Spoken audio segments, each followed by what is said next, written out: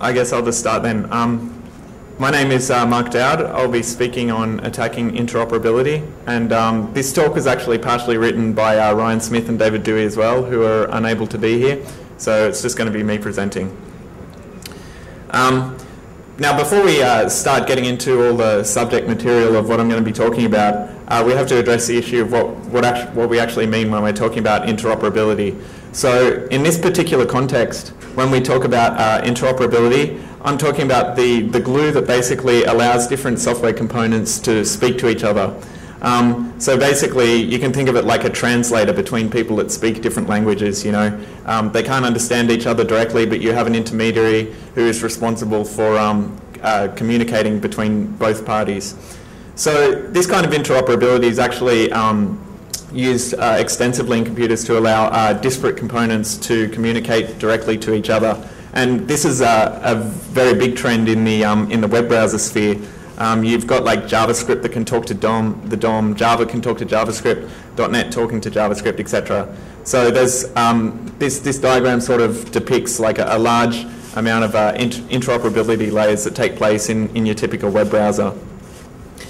So we basically started looking at this, and we thought that the added complexity of adding these direct communication channels between different components creates subtle, new and interesting opportunities to attack the software. It's a pretty large and nuanced attack surface, and it's largely hidden because it does all its work behind the scenes. So this speech actually targets some of the browser components, specifically in the MS world in Internet Explorer. But basically, these ideas are applicable anywhere where you have, various components communicating with each other in other pieces of software as well. So the talk is split into three main parts. I'm going to talk about a technology overview, which is basically a very brief primer on some of the background material needed to understand the second parts. I'm going to talk a little bit about enumerating some of the attack surface, and then we'll talk about some of the bug classes that we were able to uncover. So we're going to start with Internet Explorer 8 first of all. Now, Internet Explorer 8, as you know, is Microsoft's relatively recent addition to their browser family, and it differs quite a bit from some of their previous Internet Explorer releases, in that basically they designed it with security in mind. It's got additional security components that when run on Windows Vista or Windows 7, they can leverage some features of the operating system to basically limit the amount of exposure that you have to attack when you're using their browser. So it's called a loosely coupled architecture, and basically they've restructured it a fair bit so that they can provide a sandbox, which is generally referred to as protected mode, by utilizing integrity levels within Windows 7 or Windows Vista. There's three different primary integrity levels that we're concerned with when talking about IE. There's low integrity, which is basically what IE runs in when you're looking at untrusted content from the internet. There's medium integrity, which is used when you're browsing relatively trusted content, like on an intranet. And then there's high integrity, which is basically an installation broker for when you install software. But the whole point of the integrity level stuff is essentially to protect the operating system from the browser in case you get hacked. This is a diagram of how they've re-architected Internet Explorer, and I borrowed it off Microsoft actually. But the basic idea is that when you're browsing, when you open a new tab in Internet Explorer, it checks the zone that you're navigating to, and depending on that zone, it will farm out basically the work done by that tab into a process in the relevant integrity mode. And you can see there that again, the untrusted internet content, it'll go into a low integrity process. So I guess we should talk about what integrity levels are anyway. Integrity levels is a synonym for mandatory integrity control, which is something that Windows added in Windows Vista, and it basically ensures that securable objects on the system are not writable by processes that have a lower integrity than the object itself. So basically what happens is every securable object has a token that describes who can access it and how. And most of the permissions checking that has traditionally been done in Windows happens with access control entries in an access control list called a DACL. And they check you, and you can basically set, you know, this user can access this object, this user can't, etc. Integrity levels sort of builds on that by adding an entry to each securable object into what's called the system ACL, and this new entry basically has a SID that describes what integrity level this securable object is basically accessible from. Now, if there's no SID denoting what integrity level something's available from, then the default is medium, which is basically the access that the regular user has on a Vista or Windows 7 system. So basically what happens now is whenever you try to access one of these securable objects, it checks if it's got this integrity SID, and if it does, it compares the calling process's integrity with the process of the object they're trying to access. And if the calling process doesn't have the same or higher integrity mode, then basically you can't access it for write access. There's also an interesting thing with the way programs are executed as well. When you're executing your program, obviously it will be executed with the same integrity of the caller. So if you've got a low integrity process and you execute another process, it'll be low integrity also. There is one exception to this, which is basically if an executable program has a integrity SID that says it's low, whenever you run that executable, no matter what integrity you run it from, it'll be run in low integrity mode. And the idea of this is if you download any content from the internet, it automatically gets tagged with this low integrity SID. And so basically when malware tries to download something and run it, no matter what bugs they leverage and what integrity mode they're leveraging them from, if they try and access this, if they try and run this program they downloaded, it'll be run in low integrity mode, which basically doesn't allow them to write to a large part of the file system and registry, etc. So anyway, in terms of IE, they run this untrusted content in low integrity mode, and this basically means you can only write to low integrity locations. There's a couple on the file system, and they're like, you know, documents and settings /user/ application data /low or something like that. There's like a couple of different directories like that. And you can also only write to low integrity registry locations, which you can see listed on the slide there. So basically it minimizes the amount of damage you can do if you happen to be able to hack into the browser. Now, of course, there is one exception that IE has, which is some programs actually need to be able to write to files or write to the registry and stuff like that. And so they have a mechanism where it will actually execute things at elevated privilege levels. And to do that, they have this registry key setting that you can see on the slide there, where basically you can register a program that IE has to launch, and you can give it a policy, and that policy determines exactly how IE will launch that process. The policy value is one of these three that you see listed on the slides. Basically, a policy value of 0 means never execute this under any circumstances. So they have things registered like command.exe so that you can never execute that from IE.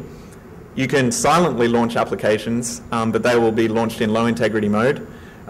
You can have it prompt before launching an external application, and if the user accepts, then it'll run it in medium integrity mode. Or you can silently launch applications in medium integrity mode. So in this case, those programs will have more access than IE itself does. They actually achieve this utilizing a COM server that one of the higher privileged IE brokers hosts. It's actually got some similar policies for other low integrity requirements, like you can allow certain programs to allow drag and drop between integrity levels, and you can also designate which processes are allowed to, which DLLs are allowed to be launched by run DLL32.exe.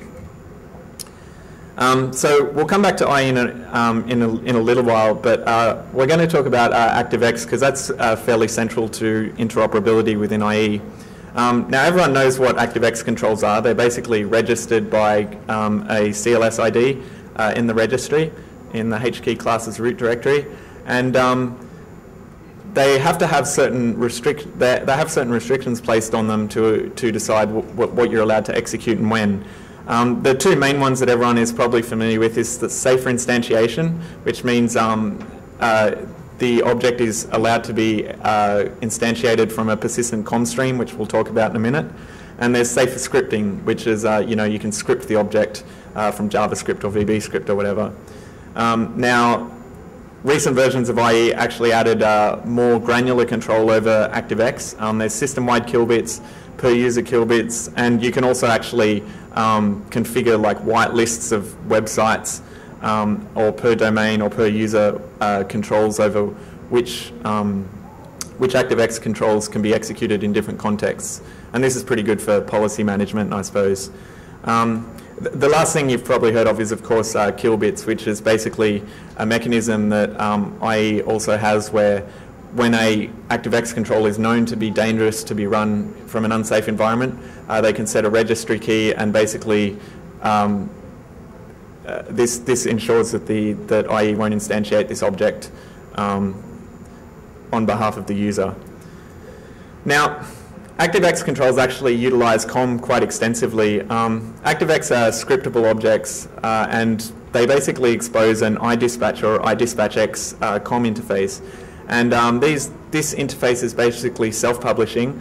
You can find out the names of the functions and properties available. And you basically, whenever you want to actually call a method or access a property from that particular control, internally the iDispatch invoke function is called with an ID that identifies which property or method you want to access, and then it goes ahead and does whatever it needs to do.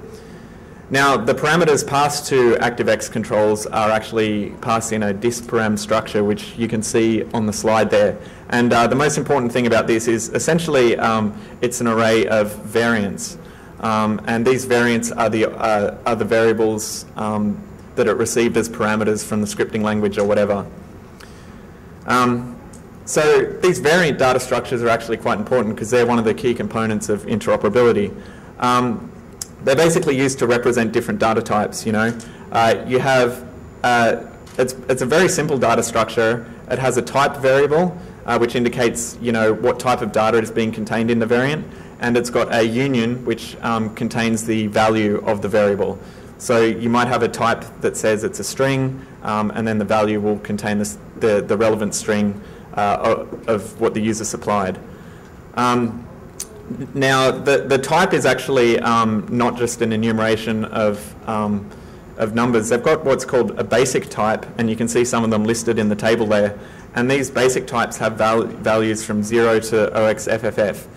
And these are the types you would expect to find, like integers, strings, dispatch objects, which are COM objects, Boolean, variant, and so on. But you can also have modifiers that modify what type of type is being held in the variant. And the modifiers are basically VT vector, VT array, and VT biref. If you've got the VT array bit set, basically it says instead of having the basic type being contained directly within this variant, the variant has a pointer to a safe array structure of that data type.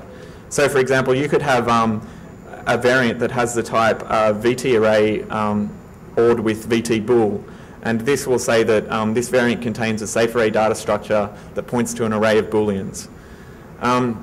The other thing you can have is the VT biref modifier, which basically says this is a pointer to the basic type rather than being a literal value. So if you had a VT I4, for example, like an integer, and you ORed it with VT biref, then the value in the variant would have a pointer to an integer rather than just a literal integer itself. So when I talked before about safer instantiation, and basically that's all about COM serialization. So basically COM objects can be serialized into flat files and then resurrected at a later point in time. And they can do this by implementing one of a series of COM interfaces, and if they support this interface, they implement it, and then they mark themselves as safer instantiation, and then you can actually read a flat file, and it knows how to parse it into an object that's resident in memory. The relevant COM interfaces are the IPersist interfaces, basically. And in order to support serialization, the object just implements this functionality. So persist streams basically receive a pointer to a data stream, and they know how to parse it back into a COM object resident in memory. And the function responsible for doing this is the load method in the IPersist interface. Now, because everyone doesn't want to re-implement the same thing of resurrecting COM objects and so on, most people use an implementation of the load method that Microsoft provides in the ATL library called IPersist stream load. And basically what this allows them to do is define a property map where they just say, okay, I've got all these different types of properties, and they use some macros that are listed on the table there, and it will fill out data structures, those ATL prop map entry structures. And then basically the load method goes through, sees what properties it needs to load, and loads them one at a time from the file until the object's been completely unpacked. Now the interesting thing is that if an ActiveX object is safe for instantiation, you can actually embed these serialized COM objects in web pages themselves. And you can see an example of how to do that. Basically you specify the data parameter in an object tag, and you give it a URL to a file.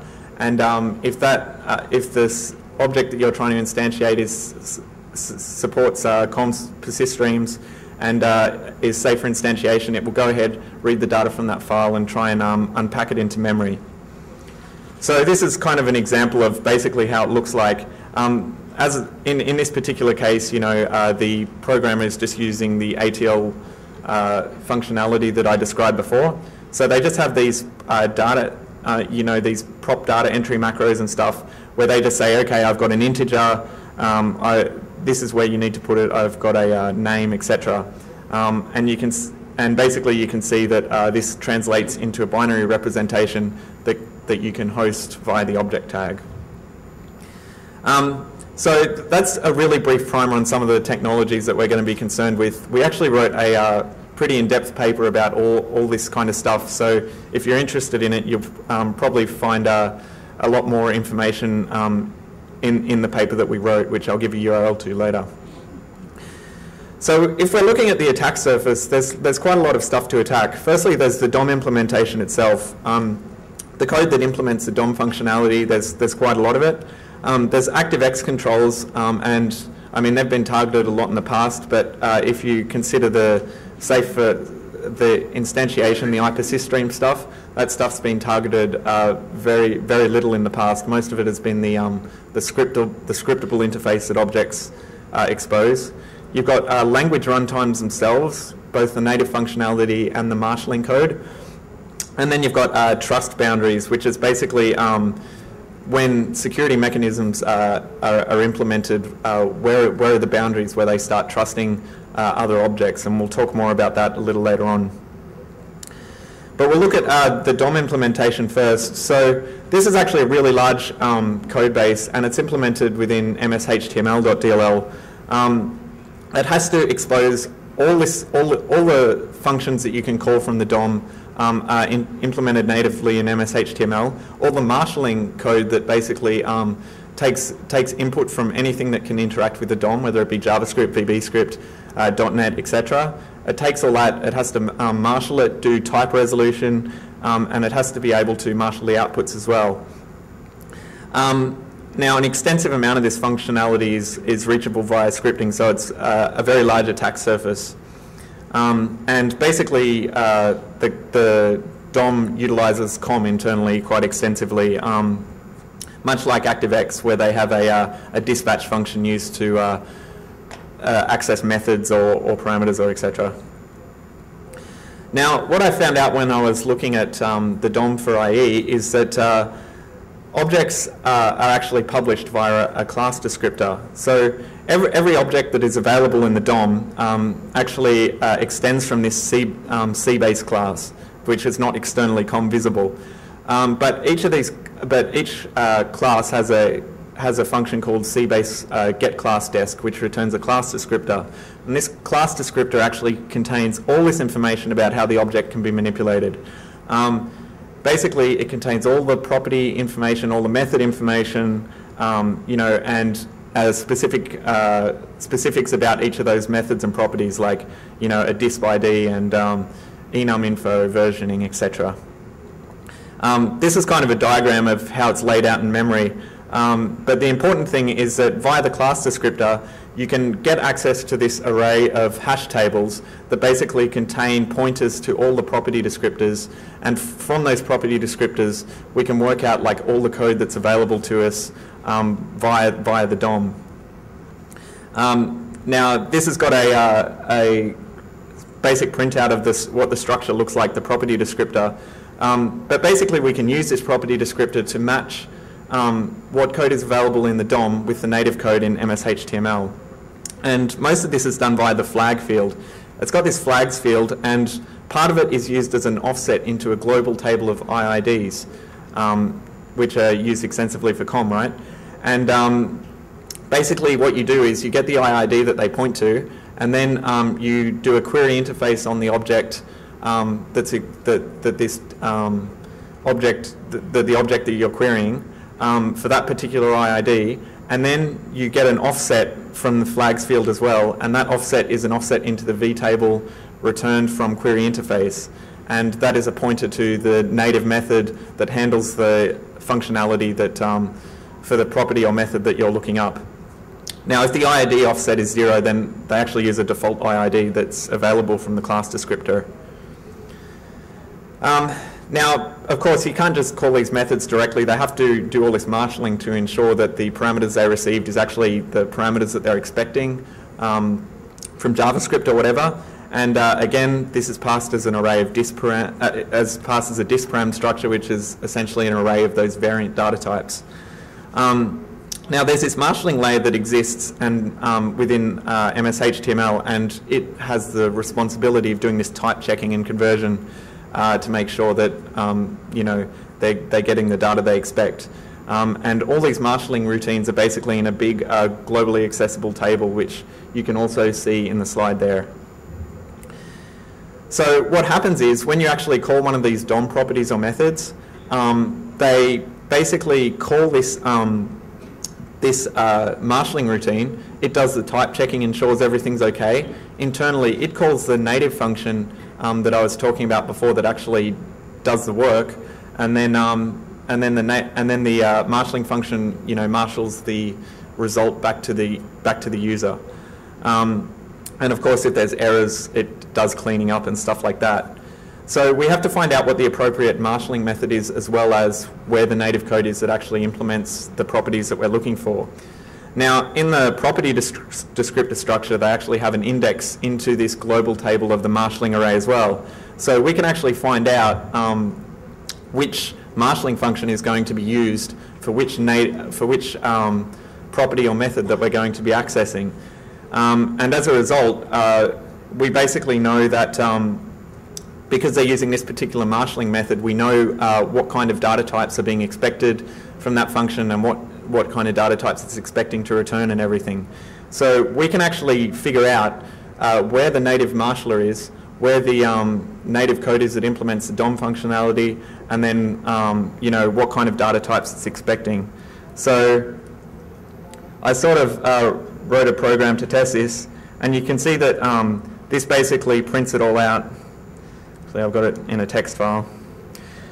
This is basically prints it all out. You can see that by just querying these class descriptors, we can enumerate the entire DOM, and we can not only find out where the native code is that implements those functionalities so we can audit them, but you can see all the data types they're expecting and what they return. So in this particular example, you can see these are all the properties and methods that are available from the object tag. So it's actually got heaps of them, right? And you can see all these various ones. Child nodes returns a pointer to an object and takes no arguments. Can have HTML, takes no arguments, returns a bool, etc., etc. So we can enumerate all that, and then if you wanted to do something like fuzzing or something like that, you could build this into such a tool quite easily. ActiveX controls, I don't really want to say too much about because they've been targeted a large amount in the past, and we basically know where the attack surface is. The first and most obvious one, like I said, is by targeting the methods and properties that the ActiveX object exposes itself, and there's many different, this has been done extensively in the past. There's fuzzes, there's all sorts of stuff available for automatically testing these as well. But one thing we found, like I said before, is the iPersist interface, when people do support instantiation, is actually very rarely looked at, and particularly the iPersist load function, which is responsible for basically parsing a completely untrusted file, is often less explored than most of the scripting interfaces, and it's worth looking at. Now, most of the people, like I said, actually use an ATL standard implementation. So it actually exposes a large part of the ATL core as an attack surface. And Ryan and David Dewey actually published a number of pretty high-profile ATL bugs related to some of this functionality just a few months back. But also, even if you don't have bugs in the ATL itself, having these property maps extend the attack surface, and we're going to look at shortly how that occurs. The last thing I wanted to consider was sort of the language runtimes, because they contain quite a lot of functionality that's pretty useful as well. Now, I'm going to talk about VBScript and JavaScript, but anything that interacts with all these components as well would be worth a look at, like ActionScript and Java and all this stuff that can interoperate with the DOM and these scripting languages. But the major scripting engines are like VBScript and JavaScript, and they have to do the same sort of thing as everything else. They have to be able to marshal data types correctly. They've got all this native functionality there, and basically, if we can enumerate all that automatically, then we have a lot better idea of what's available for us to attack. So in the case of JavaScript, actually JavaScript and VBScript have similar data structures to manage all their objects internally. They've got this name table class that basically keeps track of all the symbols available for a given object. They've got a symbol structure which represents a symbol, a var class, which is basically a wrapper to a variant object like the ones we explored before, and then a vval class, which basically has a variant but also is used for name variables, so it also has the associated disp ID and name of the variable, etc., rather than just a value. So enumeration of both of these binaries can be done fairly similarly by manipulating these structures if we know them. In terms of JavaScript, native functionality is registered within all the relevant objects. So basically, if you've got the date object in Java and the array object in Java, etc., they all have a function called ensure built-in, and basically whenever someone requests a symbol of a certain name from JavaScript or whatever, they check if this is one of the built-in symbols, and if it is, they add it to the symbol table there and they can return it. So all these ensure built-in functions are basically have all the native functionality registered, responsible for registering all the native functionality that we can reach. Now mostly in JavaScript they use this function called addNative method, which basically just registers the function, but you can also directly register functions without using addNative method by calling this function called createVval, which creates one of those data structures that I sort of mentioned in passing before.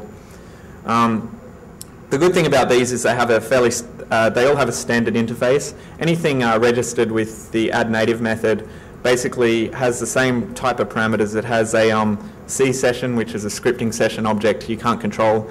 It's got a this object, which is the this object that the function is associated with in JavaScript. It's got a return object. It's got an argument count and then an array of the arguments. And in the terms of properties, they don't need all that, but they have a simpler structure. But basically, the point is that this marshalling, the way that they do marshalling is all dispersed throughout the code. So every single function that's exported from JavaScript has to do its own marshalling and type checking. They don't have a marshalling layer as such. They just receive a whole bunch of variants, and a count of how many variants the user happened to supply. And they have to go through and verify them all and do type conversions if necessary. The VB script is very similar, except it's actually a bit easier. All the native methods are stored in what's called a static entry point data structure, and they're all available contiguously within the VBScript.dll. And basically, this is a very simple structure. It's just got a vtable followed by the native functionality that they're exposing. Again, all the entry points adhere to a very simple interface. This one just has a return type, a parameter count, and a parameter array. And like JavaScript, every single function has to do its own type checking, etc. So we can actually utilize those as well. Hang on a second.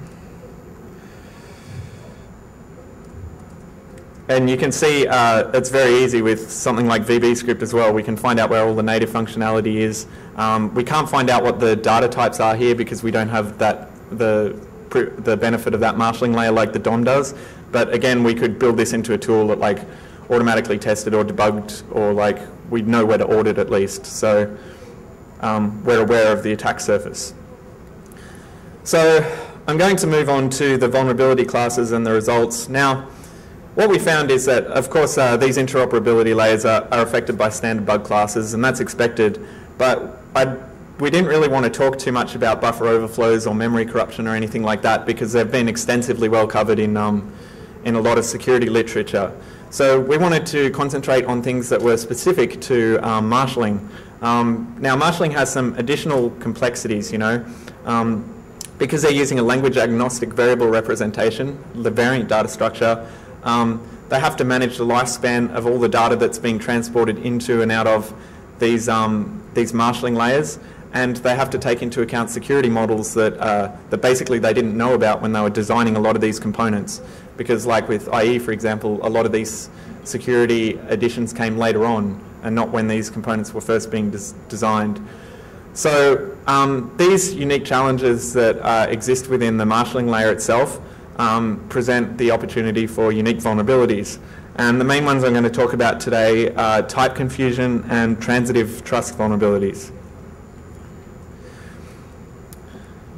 Okay, so like I said, everything is passed by these variant data types, and basically they're what we call a contrived type, and they actually require pretty careful programming. It's very easy to get these wrong. And so you often end up with vulnerabilities occur when one data type is mistaken for another. So as I sort of said before about variants, the actual value of the variant is stored within a union. And as you know, unions are just like structures, except every member occupies the same space in memory. So the only way you know what type of data is in that union is by consulting the VT member that indicates the type of the variant. And the programmer has to keep track of this of the type, and it's very easy to get wrong, especially because some of the variant APIs that Microsoft exposes are somewhat unintuitive at times. So the first thing is permissive property maps. Now, as I was talking about before, when you've got using COM persistence, they have these property maps. And basically, all those macros that you saw allow you to define, okay, I've got this data value, it's this type, and it goes at this place in the instantiated class. But some of these macros are actually quite permissive in that they allow the programmer to not explicitly define a type.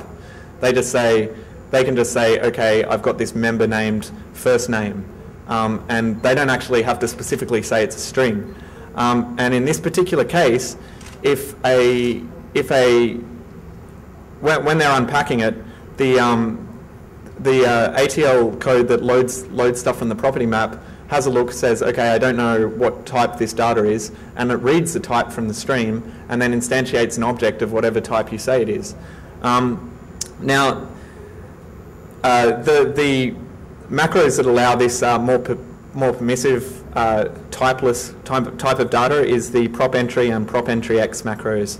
The other macros require you to have a type, but they can also be used as typeless macros if the type is specified as VT empty, because that's basically a wildcard that says just load any type that you want.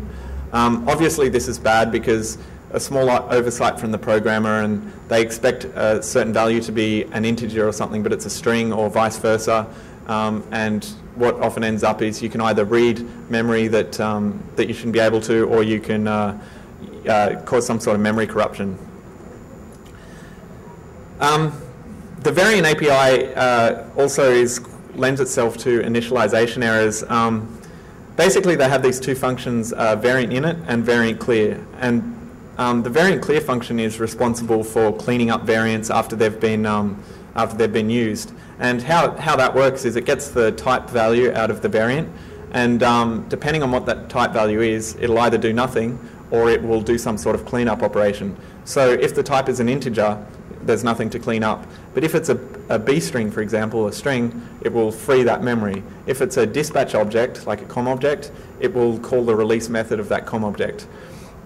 So obviously, if you pass a variant to variant clear that hasn't been initialized properly, then the type value might be an uninitialized member, and you'll end up doing something that you might not have intended, such as either freeing an arbitrary block of memory or trying to jump to an arbitrary block of memory, which is even worse.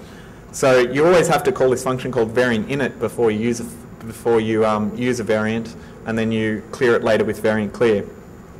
Now this seems obvious and hard to get wrong, but obviously programmers forget it from time to time.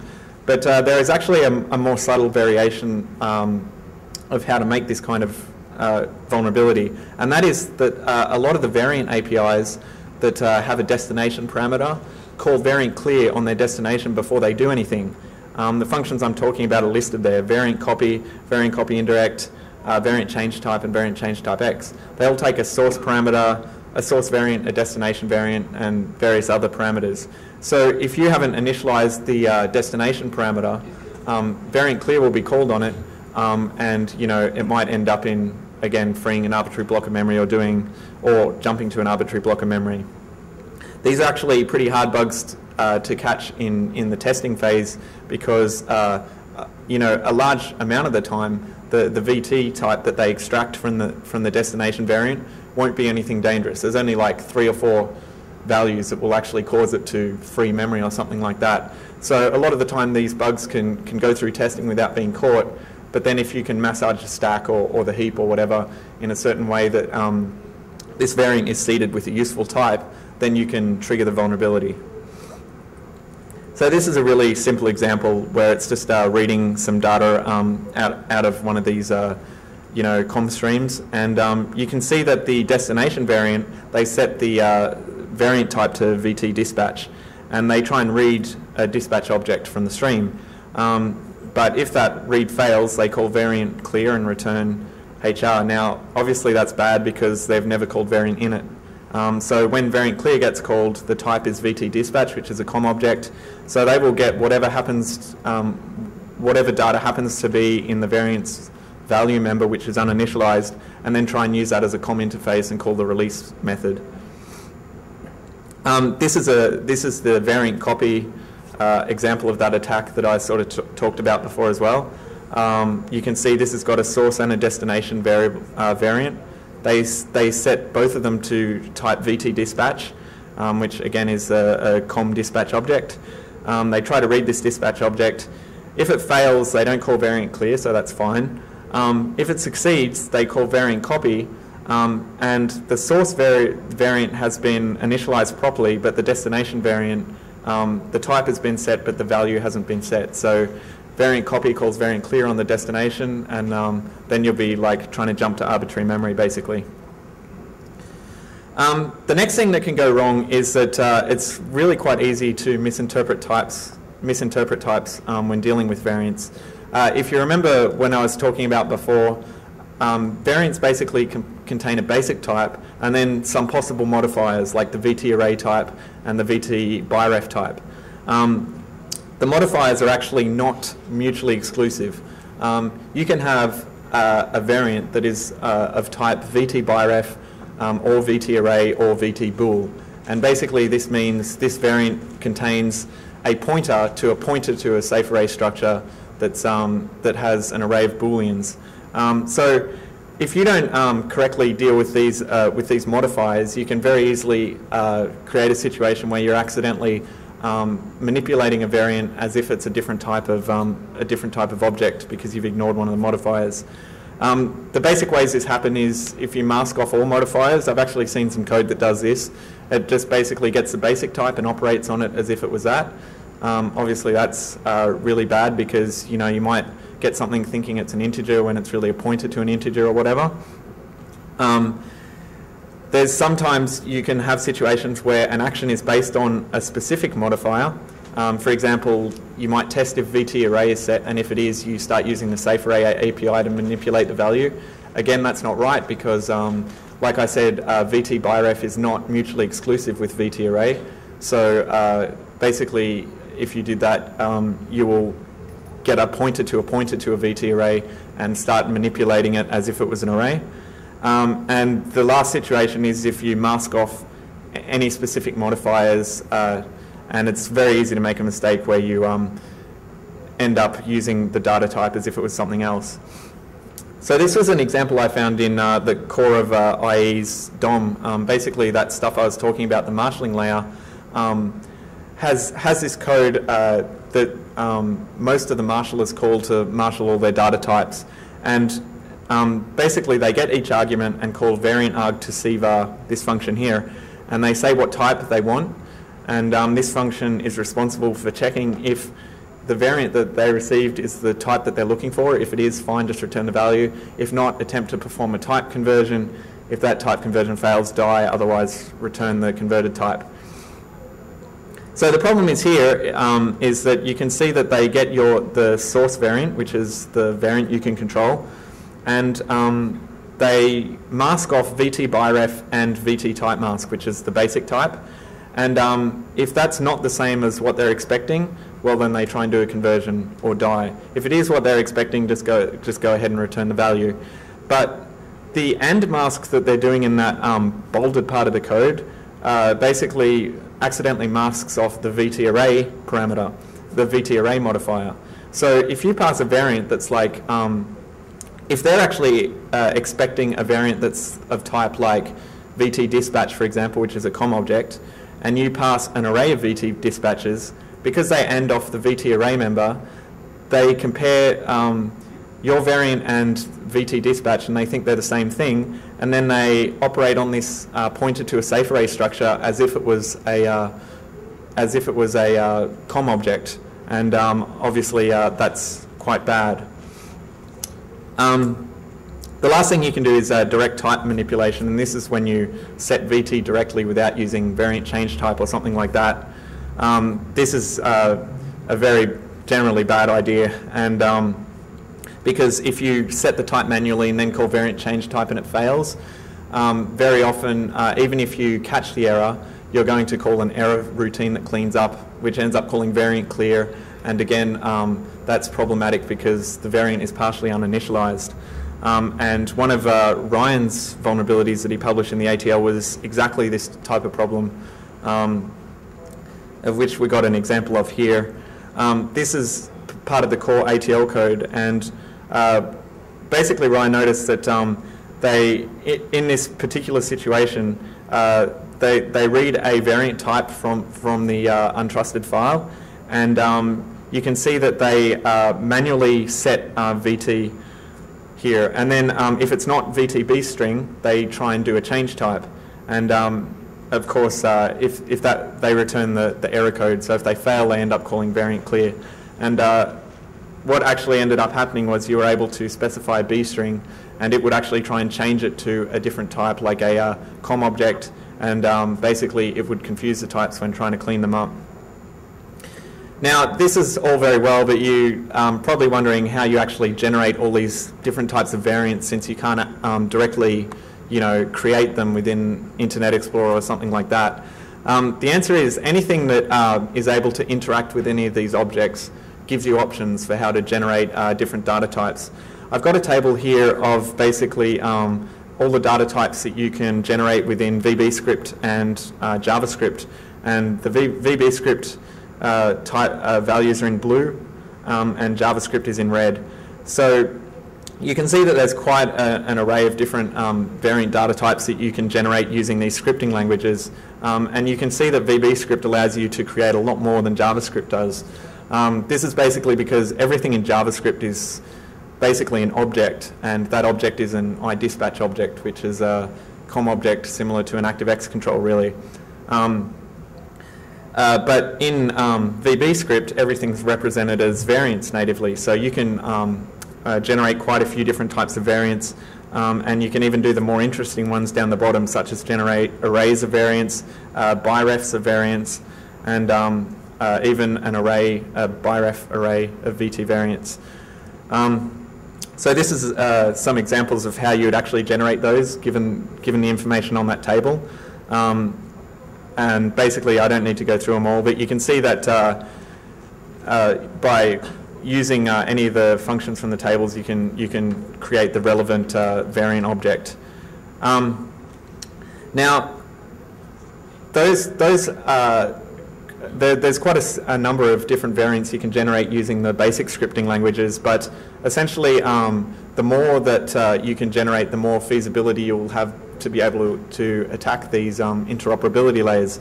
For example, with the DOM control, creating an array, you had to be able to create an array of dispatch objects, basically, and none of the basic scripting languages allow you to do that, so they've never encountered that test case before, more or less. But by using every single plugin that allows you to, interact directly with the DOM or anything like that, gives you more options for how to generate these data types. And I've listed just a few here. You can see that there's a ActiveX control Capicom that Microsoft provides, and that allows you to specifically generate an array of UI1s, which is an unsigned byte. And .NET controls actually allow you to create a large variety of different data types. You can create unknown COM objects. You can create variant arrays that aren't specifically VT variant like they are with VBScript. And you can also actually create these variable size structures, which are called VT records. But there's a stipulation about that. You can't do it completely freely. So here's an example of how I triggered that one bug. Basically, I needed to generate an array of iDispatch objects. I can't do it with VBScript or JavaScript, so the base languages are no help. But by using the .NET interoperability, we can actually do it quite easily. All we have to do is create a class with the attribute COM_visible_true, which basically means this COM object exposes iDispatch. And you can see in the .NET code here, I've got this test class. I create an array of them, and then I pass that array to the browser function InvokeScript. And InvokeScript on the web browser control in .NET basically allows you to call a JavaScript function from the .NET control. So this array of classes that I created basically gets marshaled as an array of dispatches, and you're able to trigger the vulnerability. The last thing I wanted to talk about was transitive trust issues. These are basically issues where you are able to leverage the features of a particular plugin or component of the browser to bypass security restrictions that are implemented in other parts of the browser or other plugins. So because the browser has an evolutionary security architecture, the security requirements are constantly changing. And, if you add a new security feature into IE, something that was fairly harmless in something like Flash before might suddenly become useful. So basically, this trust model gets broken because a lot of the other components don't know what the security boundaries are of the components they're interacting with. So plugins actually provide additional complications because not only do they expose their own functionality, but they might do things like launch other COM objects or external programs or whatever, which have even less idea of what security features they're supposed to be enforcing. So that's why we call them transitive trust, because basically if the browser explicitly trusts some plugin like or component, and then that plugin or component trusts something else, then the browser transitively is extending trust to object B that it doesn't really know anything about. So earlier this month, Ryan and David Dewey actually, they were looking into the ATL and all the different instantiation code that we were talking about before, and they noticed that that you were able to bypass the kilbit feature of Internet Explorer. Basically, like I said before, there's been quite a variety of ActiveX controls in the past where just instantiating them within the browser context was unsafe. It would, allow you to jump to arbitrary memory or something like that. And rather than specifically fix that problem, Microsoft just kilbitted them and said, you can't instantiate this anymore. But what happened is, Ryan and David were looking into persistence, and there is a large amount of opportunity to create objects from persistence, because we have permissive property maps where types can be anything, or you can specifically have properties where they're actually objects themselves. So if the property type is like VTempty, VTDispatch, or VTUnknown, it basically says, okay, I have to read a class, I have to read an object from the file here. So it reads a CLS ID of whatever the object is, and then it instantiates that object and tries to load that object into memory. So obviously you could pass the CLS ID of a kill-bitted control in one of these data files that was being instantiated using safer initialization, and you would be able to instantiate these dangerous controls and exploit the vulnerabilities that were thought to be patched by the kill-bit protection. So there was a couple of limitations and requirements for this. First of all, you had to have an ActiveX control that could exist that was safe for instantiation. You had to have a property that you could load that either had no type, like the permissive property maps, or VTDispatch or VTUnknown. The scriptable methods of the object that you instantiate are generally not reachable. However, like I said, in a lot of cases, just instantiating them is bad enough. And then basically but the iPersist load function, of course, is reachable. And this was a significant problem to fix, because it wasn't just patching like a DLL in one location and like, okay, we're not allowing this anymore. But basically everyone that had safer instantiation controls, which is like hundreds of ActiveX controls apparently, were all using this code that would, and they might have had permissive property maps and stuff, and they could all, be used as a mechanism to load these kill-bitted controls. So it took quite a long time to fix. One other example here is, I wanted to go back to talking about the protected mode stuff. Like I said before, there's a lot of plugins that run out of process, and they are launched at either low integrity or medium integrity. And if their policy D word was 3, they silently launched at medium integrity level. So exposing any functionality from these plugins presents an opportunity to exploit the trust that is extended to that object by using it to escalate past low integrity mode. So I had a look at Java, which runs out of process, and this is Java actually registers a number of binaries when you install it to run at medium integrity level silently. So the jp2launcher.exe program is an example. It's used to indirectly launch Java. It gets paths supplied from the command line, append/bin/java.exe, and runs that as medium integrity, right? So that seems good, because you can just download a program and run it.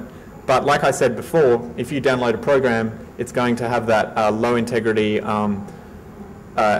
SID attached to it. So when you try and execute it, it will actually run in low integrity mode, not medium. So that seems like a problem. But what you can do is you can go, okay, well, local Java class files, if you point java.exe to a local class file, it will run just like a regular program with local privileges. It can read and write file, execute programs, etc.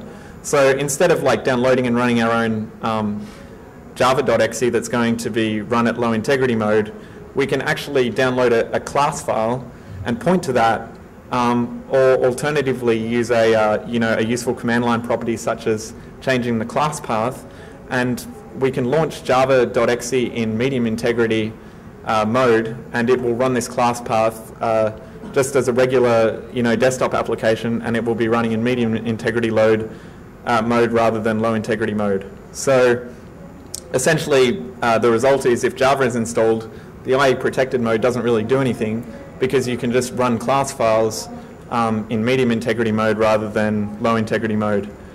And I've got a sort of example here. You can see Internet Explorer here is running in low integrity mode, and this is actually exploiting the DOM dispatch thing that I was talking about before.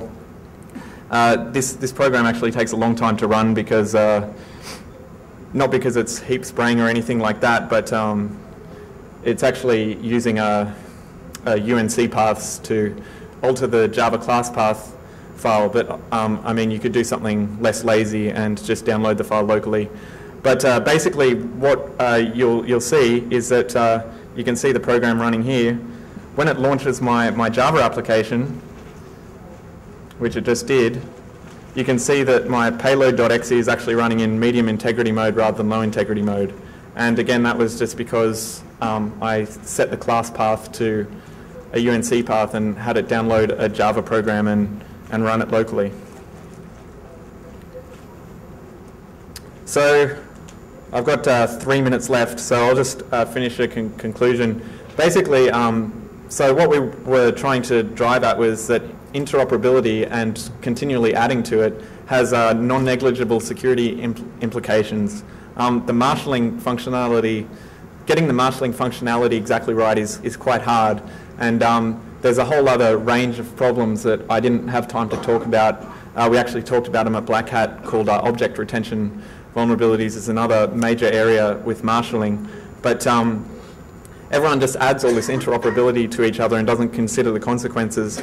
And the controls interacting with each other not only add the possibility for new vulnerabilities, but they add for the possibility of exploiting previously unexploitable vulnerabilities by being able to do things such as manufacture unique data types or extending trust to an object so you can exploit a trust relationship or something like that.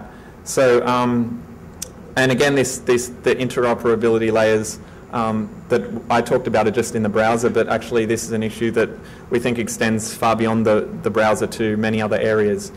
So there's a lot more depth for all the topics that I talked about at our paper, which we put up on those websites, taossa.com and hustlelabs.com. Does anyone have any questions? Yeah? Quick question. So when you say that downloaded applications are tagged with that low integrity SID, what do you mean by download? Is it anything written from the low integrity process?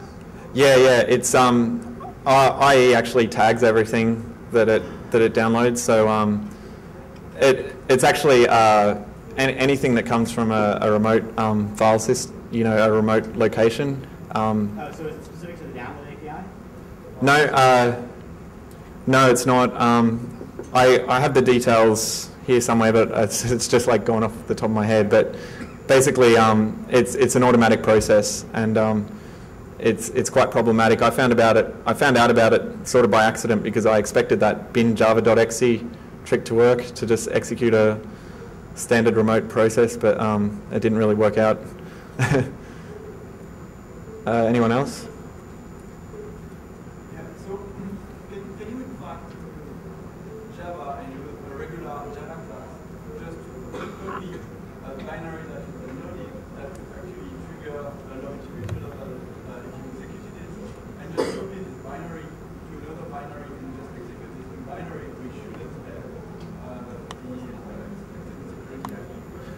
I mean, you can do stuff like that, but the Java program is running with those permissions in. Yeah, you actually can. This program I'm running, you can see it's actually an exe, and the Java process downloaded and ran that. So yeah, you can using Java.